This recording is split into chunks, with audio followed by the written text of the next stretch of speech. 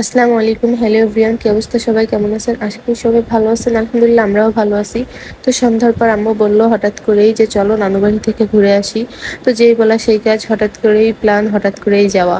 তারপর রেডি হয়ে পড়লাম, ঝটপট করে বের হয়ে গেলাম। তো সন্ধ্যায় যাচ্ছি, আবার রাত্রেই চলে আসব।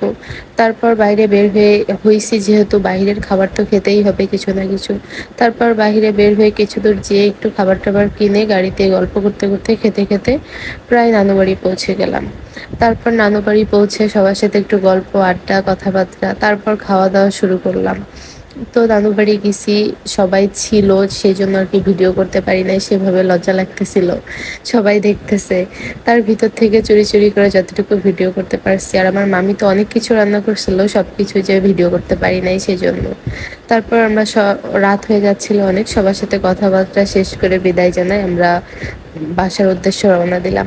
তো বাগেরহাট গেছি, আর মাজারের এইখানের এই চাটা তো খেতেই হবে, যেহেতু আমি চা লাভার। তারপর মাজারে চলে যাই। আমরা তো রাত্রে গেছিলাম, অনেক রাত ছিল, যার কারণে চার দোকানটায় ভিড় ছিল না, সেজন্য বেশিক্ষণ আমাদের ওয়েট করা লাগে না। যাওয়ার পর পরে আমাদের চাটা রেডি করে দিছে।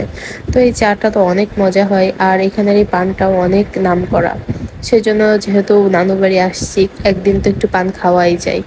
তারপর আমরা এখানে এই পানটা নিয়ে নিলাম, চা খেলাম, পান খেলাম, সুন্দর সময় কাটালাম নানু বাড়ি সবার সাথে একসাথে। তারপর গাড়িতে সবাই মিলে গল্প করতে করতে আমরা বাসায় চলে আসলাম। আলহামদুলিল্লাহ আমাদের সুন্দর কাটছে দিনটা।